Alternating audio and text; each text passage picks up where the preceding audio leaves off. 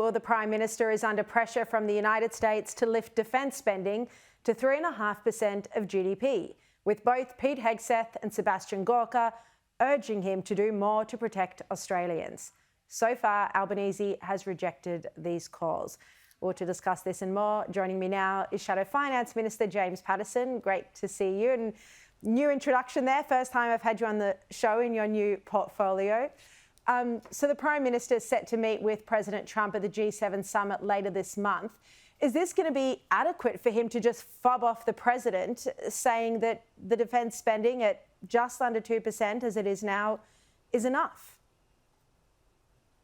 Well, Shari, any respected national security expert will tell you Australia is not spending enough to defend ourselves in the era that we live in.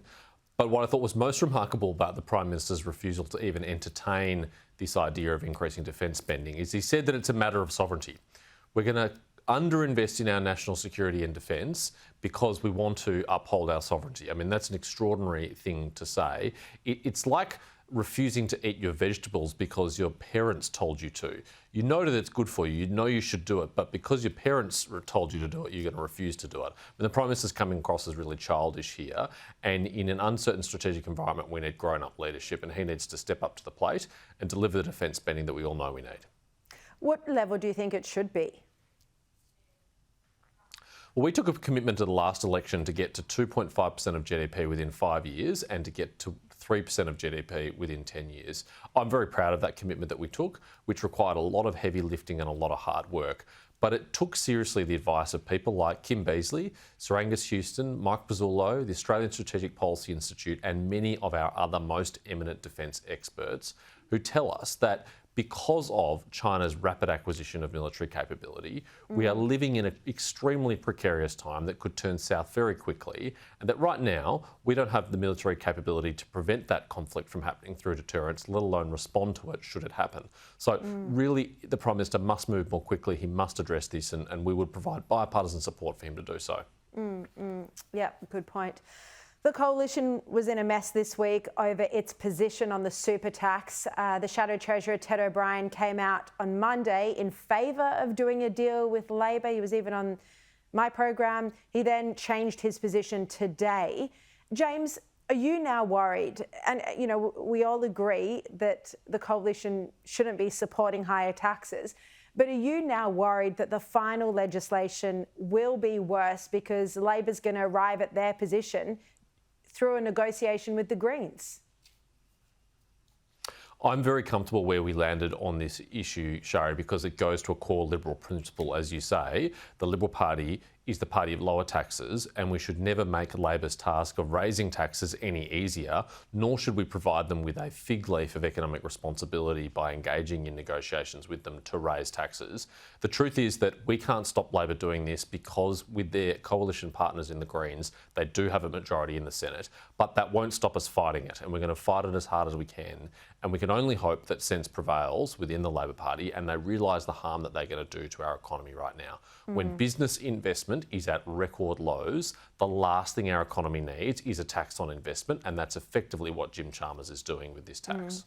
Well, he seems pretty adamant that he is going to stick with it. He's given press conferences and media interviews in the past couple of days where he has defended it, saying in effect that he needs higher tax revenue to deal with all the spending.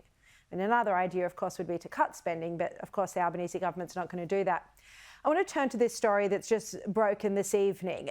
News.com.au's political editor Samantha Maiden has been disinvited by a Sydney University student-run newspaper, Ani Soir, to speak at a student conference.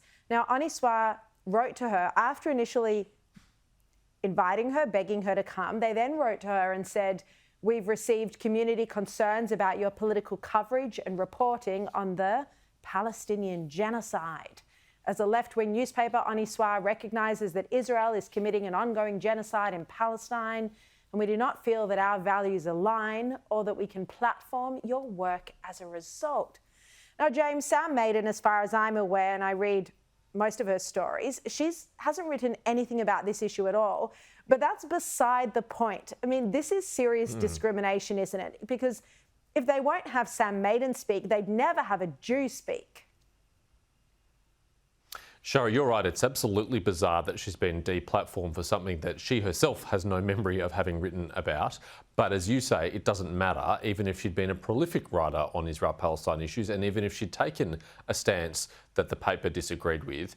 One of the tests of journalism is being able to engage with ideas that you disagree with. And one of the things you would hope would be happening on university campuses of all places is engagement with ideas that you disagree with, some that you might even find offensive or troubling, or that you disagree with profoundly.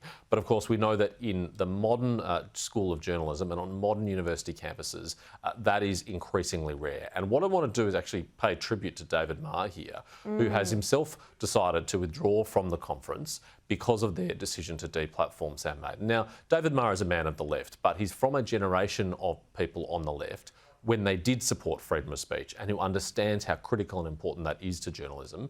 And so I think he's demonstrated himself to be a person of principle. It deserves to be, praised here.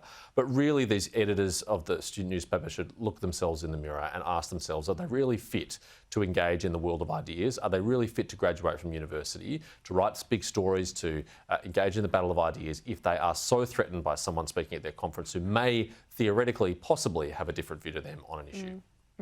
I want to echo your congratulations to David Marr for out of principle pulling out of the event. Now, I'm not going to name them, but I do understand there are other high-profile journalists who are still speaking, and I hope they withdraw as well, because this is truly discriminatory. All right, James Paterson, thank you so much as always.